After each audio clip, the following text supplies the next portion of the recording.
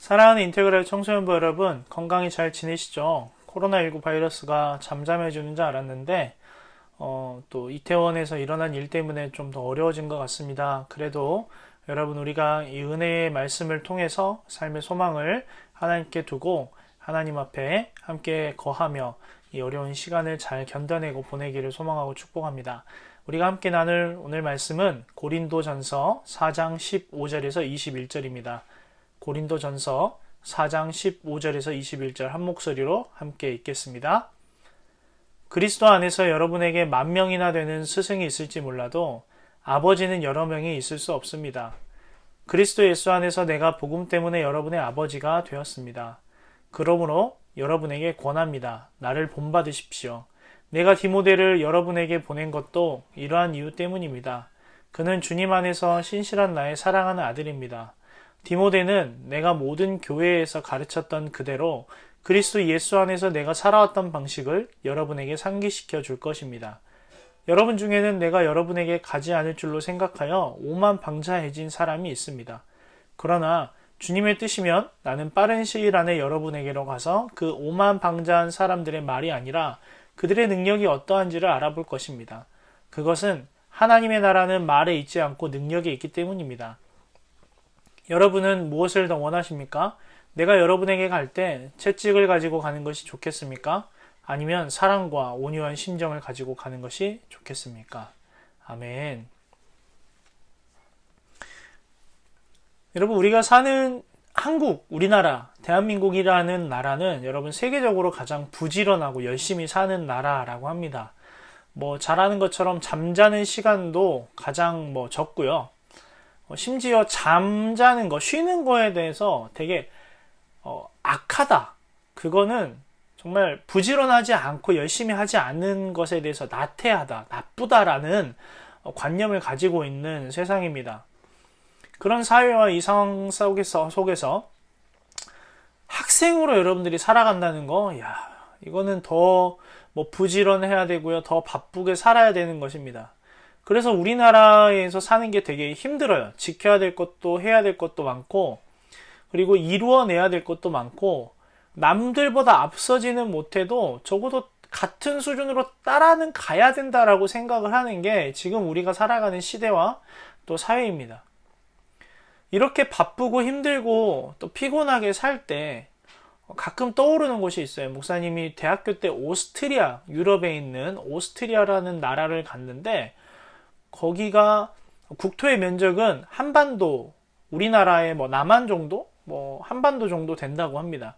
우리나라는 이 남한에만 지금 인구가 약 5천만 정도 된다고 하잖아요. 그런데 거기 오스트리아의 인구는 비슷한 국토의 규모를 가지고 있는데도 불구하고 1,500만?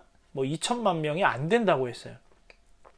유럽이 가지고 있는 특징이 한 달 동안 여름 휴가가 있다라는 것, 직장인들에게는. 그리고 직장이나 여러 취업이나 이런 부분에 대해서도 우리보다 경쟁을 하는 사람 자체가 적다 보니까 크게 문제도 안 되고 스트레스도 안 받는데요. 그래서 사람들 자체가 풍요롭고, 그러다 보니까 거기가 문화와 예술도 발달을 했고 여러 가지 문화들이 발달을 한 그런 특징이 있는 나라예요. 우리는 아침에 눈 뜨면 되게 바쁘게 보내고 거기는 되게 여유롭게 보내고 같은 시간과 같은 세상을 살지만 환경 하나로 인해서 좀 많이 다른 세상을 사는 것처럼 보여요. 느껴지기도 하고. 그런데 또 그렇게 좋다고 했던 유럽이 지금 코로나 때문에 몸살을 앓고 있죠. 여러분, 사실 이 세상을 살아가면서 어느 곳 하나 쉬운 곳이 없고 어떤 일 하나 쉽게 풀리는 게 없을 때가 많아요. 그럴 때 우리에게는 쉴 곳이 있어야 돼요. 또 기댈 곳이 있어야 되고, 힘들면 힘을 낼 수 있도록 도와주는 사람도 있어야 되고요. 또 때로는 길을 잃어버려서 방향을 못 잡고 있을 때 다시 잘 잡을 수 있도록 도와주는 사람도 있으면 좋고요. 여러 가지 이런 것들이 우리의 삶에 필요한데, 좋은 쉼과 또 좋은 휴식과 위로를 건네는 친구, 또 동료, 부모님이 있으면 좋죠. 근데 그 중에 또 하나 중요한 게 뭐냐면 바로 선생님이에요. 좋은 선생님을 만나는 게 인생의 정말 중요한 복이고 귀한 복이에요.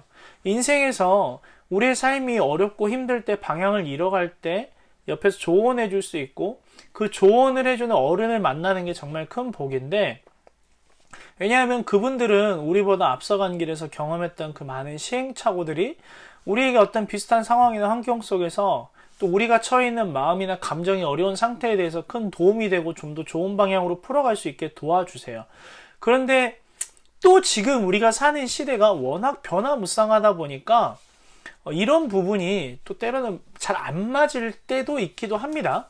그럼에도 불구하고 어찌되었건 우리의 삶 가운데 좋은 어른이 있다는 것은, 특별히 선생님, 스승의 주의를 맞이해서 좋은 선생님이 우리의 삶에 있다는 것은 여러분 정말 큰 복 중의 복입니다. 오늘 우리가 함께 읽은 이 고린도전서 본문의 배경이 되는 고린도라는 지역은요, 한참 인구가 번성할 때는 30만 명이 넘었던 그때 당시에 엄청 큰 대도시였어요.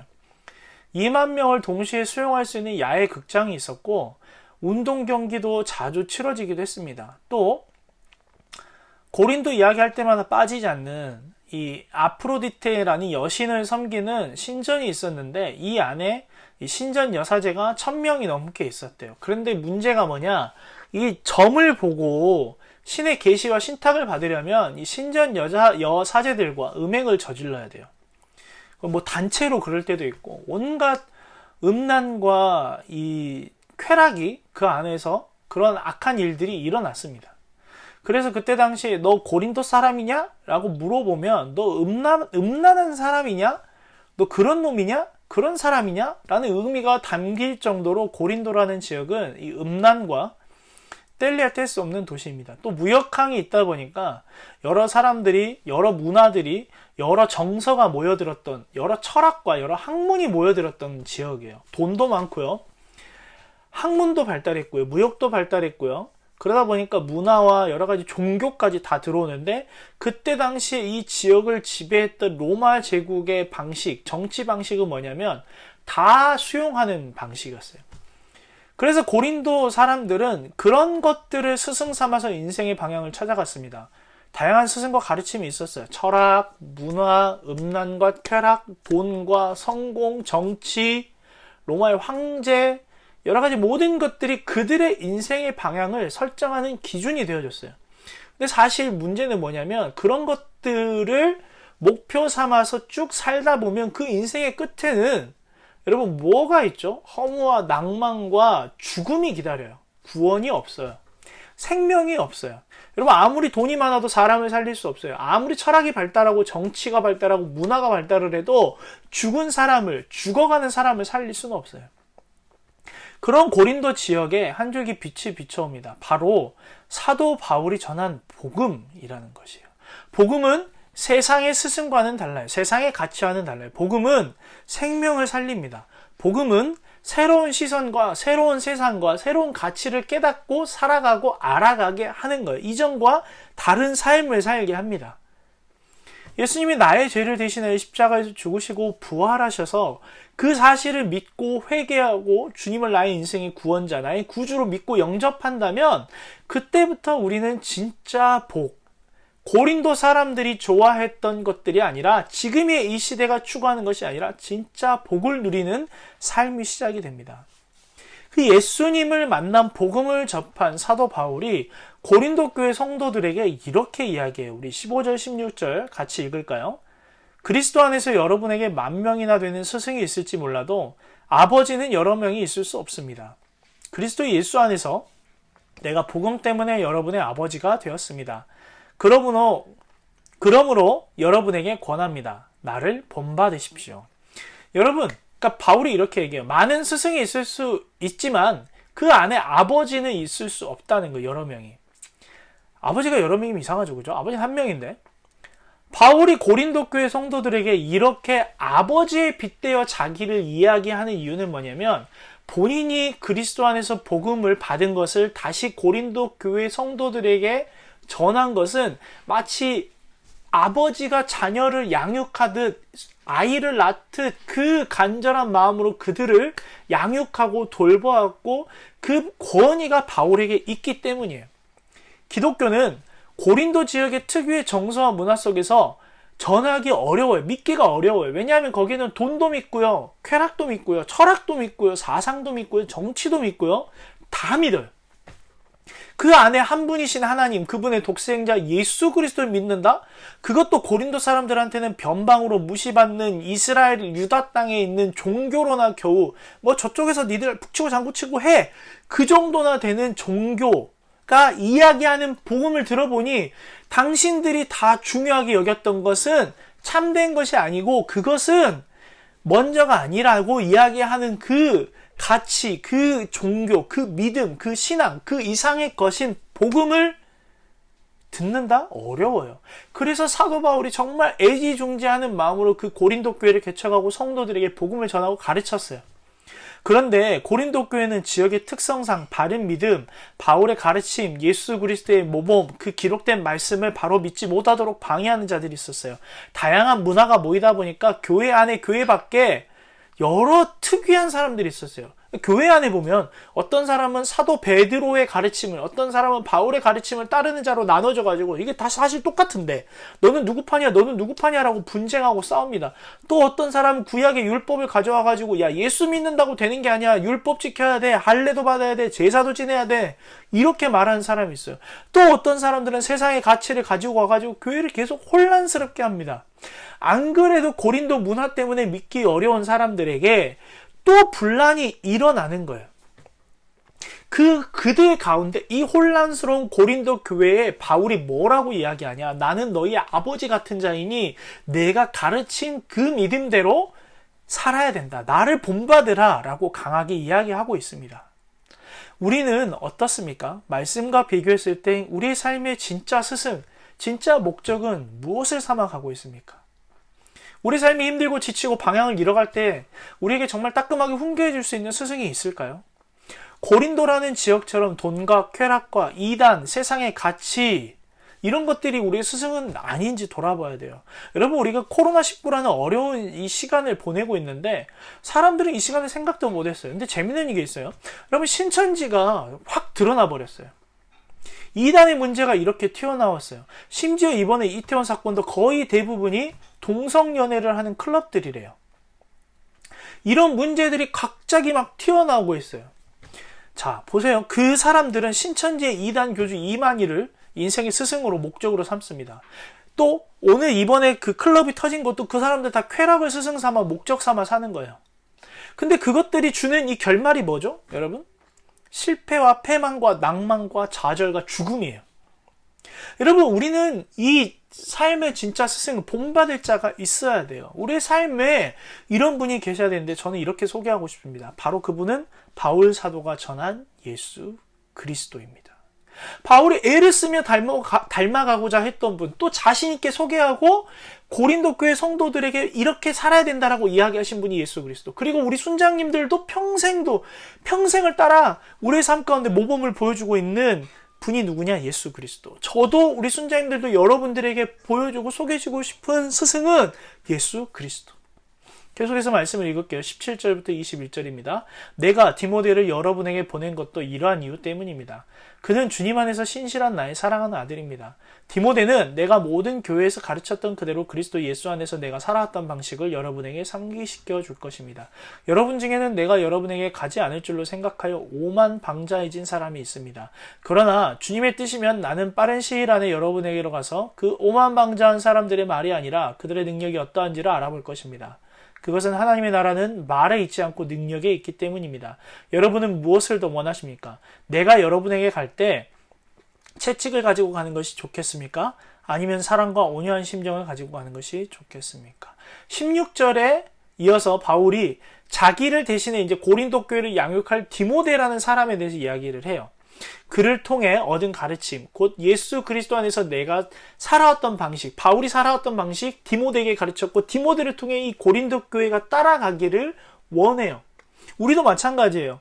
예수님을 통해서 제자들의 제자들, 그리고 교회, 우리에게, 순장님들에게, 믿음의 선배들을 통해서 이어져 왔던 이 예수 그리스도를 따라 예수 그리스도를 스승 삼아 살아온 삶이 지금 우리에게도 동일하게 전해집니다. 바울이 말한 예수 그리스도를 따라 본삼아 그분의 제자 되어 살아가는 삶은 무엇일까요? 복잡하고 어려운 게 아니에요. 우리가 잘 아는 것처럼 예수님처럼 사는 것, 예수님 스승으로 모시고 사는 것은 이런 것이에요. 마태복음 22장 36절에서 40절 함께 읽겠습니다. 선생님, 율법 중에서 어느 계명이 크니까? 예수께서 이르시되 내 마음을 다하고 목숨을 다하고 뜻을 다하여 주 너의 하나님을 사랑하라 하셨으니 이것이 크고 첫째 되는 계명이요 둘째도 그와 같으니 내 이웃을 내 자신같이 사랑하라 하셨으니 이 두 계명이 온 율법과 선지자의 강령이니라. 아멘. 예수님을 스승 삼아 살아가는 거 간단하게 정리해보면 이거예요. 하나님을 사랑하고 이웃을 사랑하는 거예요. 조건이 있어요. 하나님을 사랑할 때는 마음과 목숨과 뜻을 다해야 되고 이웃을 사랑할 때는 나를 사랑하듯이 사랑하는 거예요. 하나님을 사랑하는 것은 세상의 우상을 쫓지 않는 거예요. 고린도 교회 성도들이 갈등했던 세상의 가치관을 버리고 우리도 세상의 가치관을 버리고 하나님을 사랑하는 것이 예수님을 스승 삼아 살아가는 삶의 첫 번째예요. 두 번째는 이웃을 사랑하는 거예요. 나를 사랑하듯이. 어떻게 보면 이게 도덕적인 삶이라고 할 수 있지만 예수님을 스승으로 모시고 사는 삶은 세상 사람들도 아는 도덕적인 삶이 아니라 도덕이라는 가치보다 더 선하고 완벽한 예수님이라는 그분 자체를 따라가는 거예요. 그분을 따라가는 것은 위로는 하나님을 사랑하고 수평으로는 이웃을 사랑하는 것. 그 삶을 살아가는 거예요. 결국 이것을 요약하면 주님처럼 십자가를 지고 가는 삶을 살아야 하는 것을 말합니다.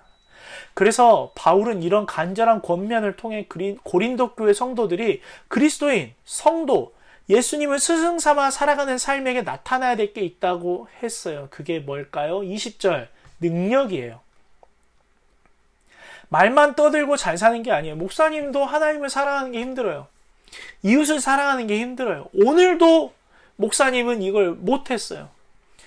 목사님은 이렇게 설교할 자격이 없는 사람이에요. 그럼에도 불구하고 여러분, 주님은 저에게도 여러분들에게도 이렇게 말씀하십니다. 그럼에도 불구하고 살아야 된다. 내가 너와 함께 하겠다. 포기하지 말자. 하나님을 사랑하고 이웃을 사랑하자라고 말씀하십니다. 예수님의 직계 제자였던 사도들은 예수님이 십자가에서 죽으시고 부활하시기 이전에는 자기들이 어떻게든 예수님을 믿고 한 자리 차지하기를 원했지만 예수님이 죽으시고 부활하셔서 이 복음이 완성되자 성령의 충만한 은혜를 통해서 이전과 이후에 완전히 다른 삶이 됐어요. 진짜 제자가 됐어요. 주님을 따르는 것을 두려워하지 않았어요. 주님을 믿는 것을 전하고 나타내는 것을 부끄러워하지 않았어요. 거짓말처럼 이 능력이라는 게 나타나요. 모두 순교를 각오하고 주님을 전파했어요. 사랑하는 여러분, 우리도 마찬가지예요. 예수님을 이 혼란한 시대에 참된 스승 삼아 살아갈 때 하나님과 이웃을 온전히 사랑하고 그 사랑을 통해 우리가 이 삶 가운데 능력이 나타나야 되는데 우리는 이 시대에 어떻게 살아갑니까? 코로나19가 잠잠해지고 있었지만 그 누구도 생각하지 못한 일로 다시 퍼지고 있어요. 원래 사람의 삶은 그래요. 한계가 있어요. 이렇게 막으면 저기가 터지고 저기를 막으면 이렇게 터져요. 나도 실수하고 싶지 않았는데 실수할 때도 있고 의도적으로 실수할 때도 있고 죄를 지을 때도 있고 아닐 때도 있어요. 점을 보러 가면 이렇게 얘기합니다. 여름에 물 조심하세요. 이런 농담이 있어요. 이게 상식이죠, 그죠? 근데 여러분, 상식이 바뀌는 시대를 살아가고 있어요. 무엇을 기준을 삼아야 될지 몰라요. 무엇을 스승 삼아 무엇으로부터 훈계를 얻고 살아야 될지 몰라요.